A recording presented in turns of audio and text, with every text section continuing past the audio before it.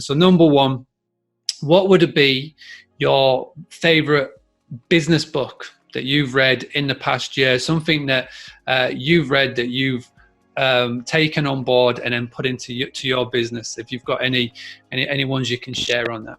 So there's a book I read recently. It's called Measure What Matters. It's not the most exciting read. It's a bit of a dull read, but it's written by a person who actually built a management framework within Google. So it's a guy who was really high up in Silicon Valley, and it's a book written by him, a billionaire guy. Now, what's interesting about that book, and the reason I like it, is because, as you know, a lot of people have great goals and they've got a big vision that this is what I want to achieve. But then in reality, most people have the vision, they've got the goals, but they don't actually have a plan to get to that goal. Or they don't have a vision, they don't have a step-by-step layout of how am I going to get there. So I feel a lot of people, they've got these amazing goals, but they don't have a clear road path. Well, how am I going to get there with set deadlines, with set steps? And if you don't know how you're going to get there on a piece of paper, then it's very unlikely you're going to get there in practice, because if you have no idea what you're doing on a day-to-day basis in order to get somewhere within the next 12 months or 18 months, and you can't put that on a piece of paper and can't work out, well, this is what I need to do, step 1, step 2, step 3, then how do you execute in the real world, right? How do you execute on a day-to-day if you can't execute on a piece of paper?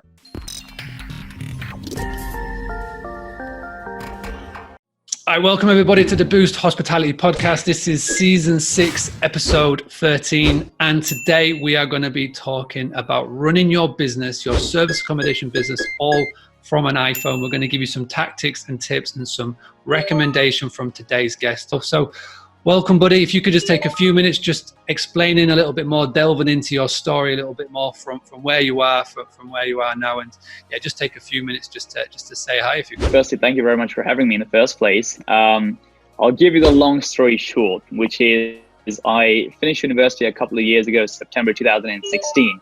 Now, when I finished university, I didn't want to get a job straight away. I wanted to try different things out, but one of the things I quickly realized was that I needed something which was going to make a lot of cash flow pretty fast.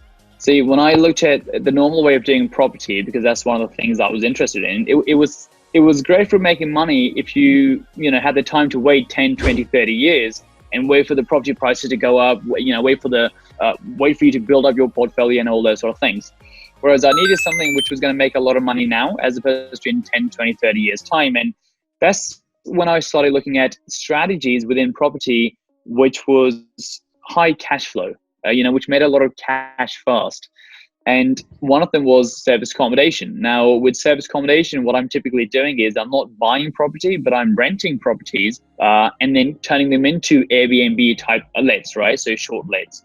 Or the other thing I'm doing is I'm taking a property and I'm managing it for someone else, and I'm taking a fee for managing it again on Airbnb. So that's what I've done in the last couple of years. And one of the reasons I got started in this business was because when I did the initial research, I found there was quite a lot of different apps and systems and different things you can plug in, which could allow you to run the whole thing basically off an iPhone. And that's kind of the lifestyle I want to live, which is be able to do anything from anywhere as long as you have an internet connection and an iPhone. And that's essentially where we are today. So number one, what would it be your favorite business book that you've read in the past year? Something that you've read that you've taken on board and then put into your business. If you've got any ones you can share on that. So there's a book I read recently. It's called Measure What Matters. It's not the most exciting read. It's a bit of a dull read, but it's written by a person who actually built a management framework within Google. So it's a guy who was really high up in Silicon Valley, and it's a book written by him, a billionaire guy.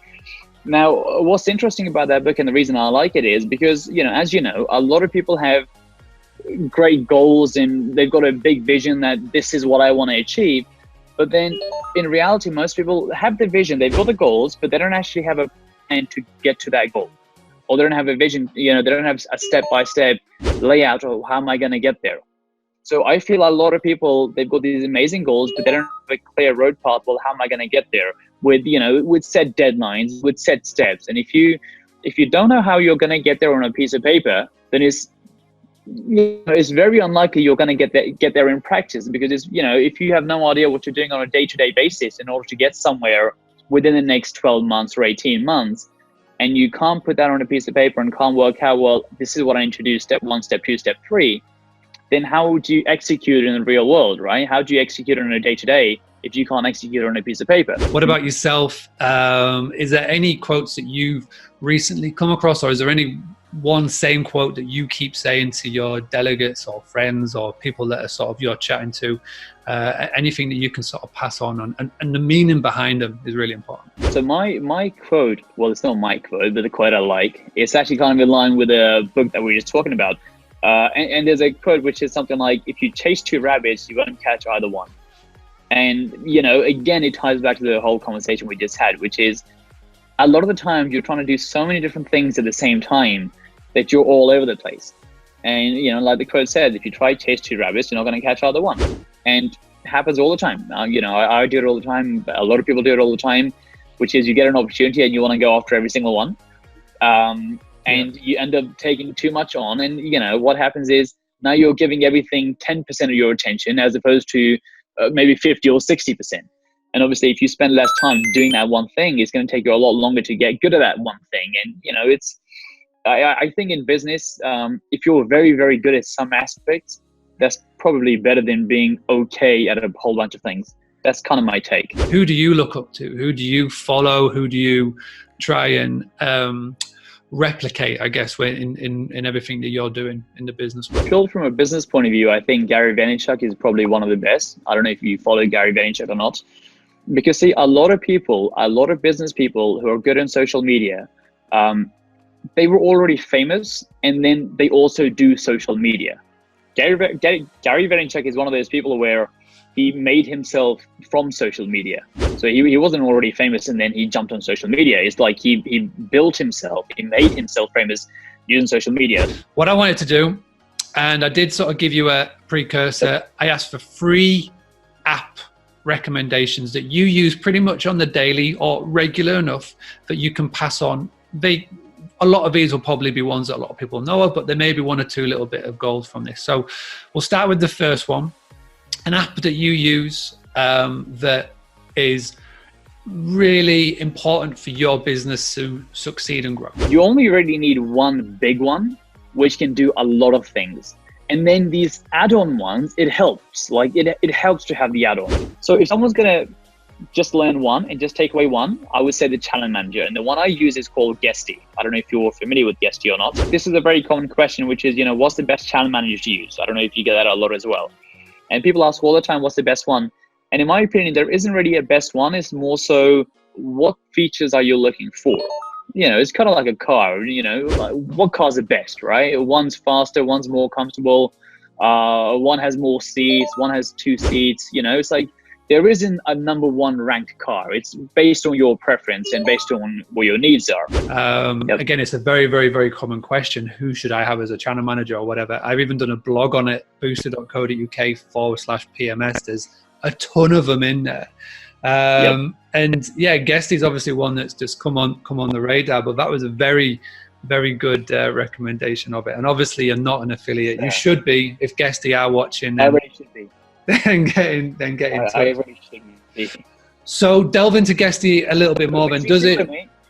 Yeah, I totally see what you mean. I like to dig into Guesty a little bit more. So is it just an Airbnb model, or does it a channel manager that links into all of the online travel agents? It currently links into Airbnb, Booking.com, links into a few others. But what they do is, because it doesn't link to every single one, you know how there's hundreds of them, right? Like across Europe and Asia and all those sort of things. If you sign up to Guesty, they give you a free membership to a thing called Rentals United, which is also kind of like a PMS. Yeah. And through Rentals United, you can connect to hundreds and hundreds, and you get Rentals United free through Guesty. You had 1 property and then you grew it to over 40, whatever the number may be. What would you say was the deciding factor from going from say 1 to 3, from 3 to 5 to 5 to 10? What were you doing that you see others not doing when you were growing? What were you doing in your business to help enable you to grow? Kind of like I mentioned slightly earlier, which is once I had the automation framework built, Guesty was up and running. The whole thing was being automated. There was no limitation from an operations point of view. Whether I had one or whether I had 100, it didn't matter because I was simply just plugging another one in, and it was the same system again and again. So if you were somebody, say, in Manchester or Birmingham, Newcastle, not in the sort of the big bit of like London and the south bit there, do you find that SA agencies would work with you, or is it really just depend on the different agencies? Like Silverdoor, is that mostly predominantly London? Silverdoor's global. Silverdoor's global is huge. But Manchester, Birmingham, people travel all over the place for work, right? People go to Birmingham for work, and Manchester, Liverpool. Is insurance cases in every town, right? There's relocation in every town. So, I get inquiries from Silverdoor in very, very small towns. This town doesn't even have a big hotel, and I get inquiries there because it's next to a GSK, GlaxoSmithKline, which is like this pharmaceutical thing. A lot of contractors obviously go to the GSK for work reasons. The town doesn't even have a big hotel. They've got a whole bunch of these tiny kind of like, family-owned hotels. Mm-hmm. It's not a big town. Population is probably like 30,000 people or something. But I get a ton of inquiries there because of what is there, which is, with business, GSK. Yeah. So it's not a case of, well, I'm not in London, it's not really going to work for me. It's just a case of, why would someone come to your area?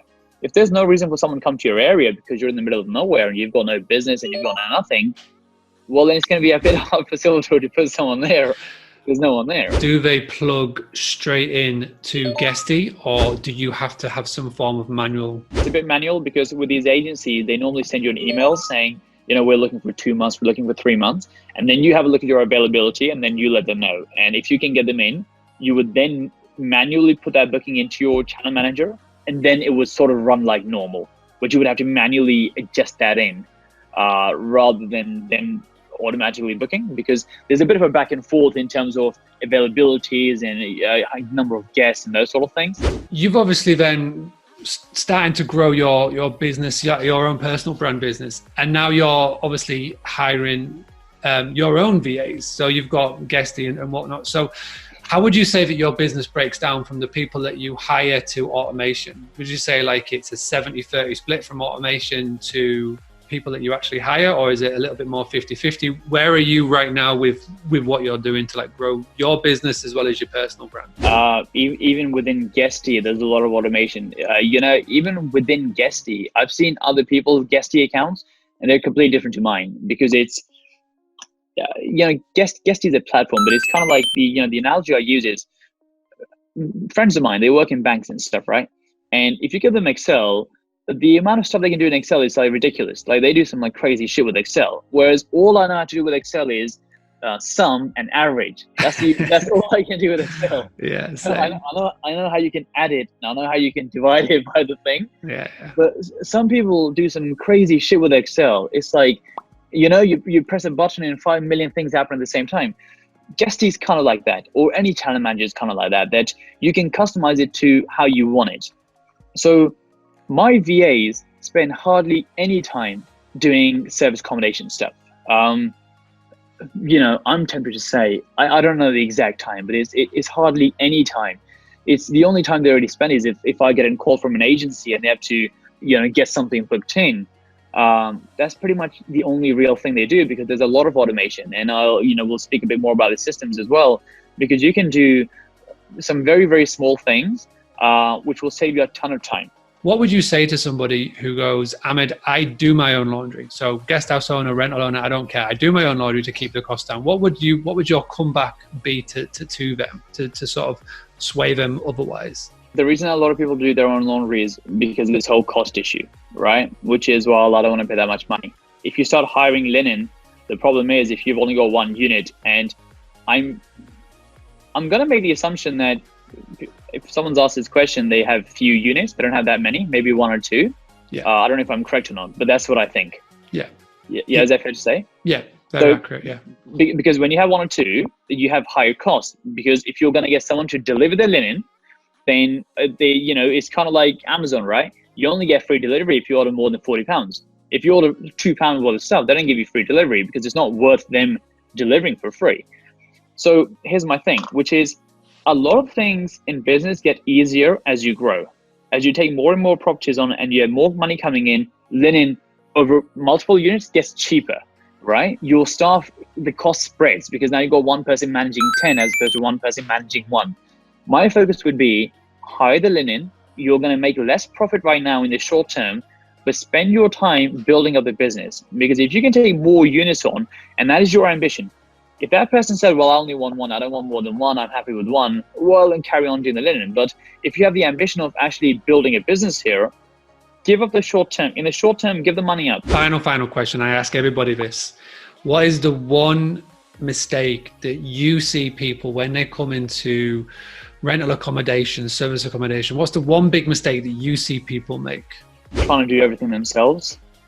I think even from a systems point of view, those sort of things, just doing everything yourself. And it's, I always say that let's say you're making £1,000 a month, but it's taking you 10 hours a day. Suddenly that £1,000 a month is not very good.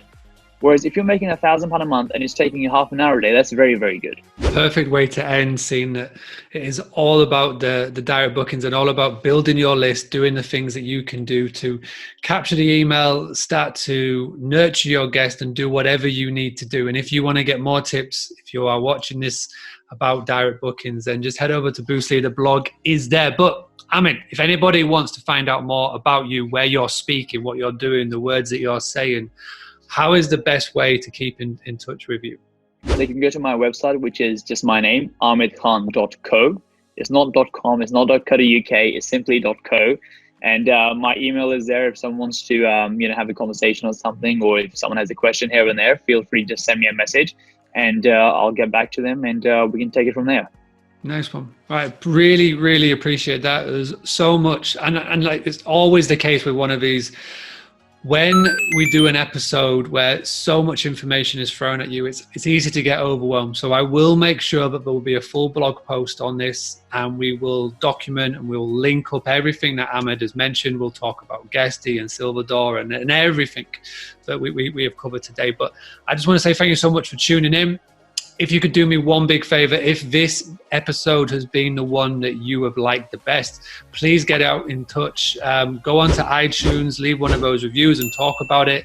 Share this with your peers, people that you are maybe running service accommodation with. You may be running your own hospitality business. You may not even be doing service accommodation. It may be a guest house, a hotel, or just a small rental. Just reach out and tell more people about it, because the more people that do, and the more people then eventually will be able to start then increasing their direct bookings. And like Ahmed said, not have to rely on those OTAs. So thank you so much for tuning in. This has been season 6, episode 13 of the Boost Hospitality podcast. If you want to find out more, go to boostly.co.uk/podcast. There are 12 other episodes in this series that you can tune into now. And then there's another 5 seasons, which shows you all about direct bookings, the booking process, how to run a Facebook competition, interviews with actual hospitality owners up and down the country, and much more. So thank you for tuning in, and I'll be back very, very soon for the penultimate episode of this season of the Boost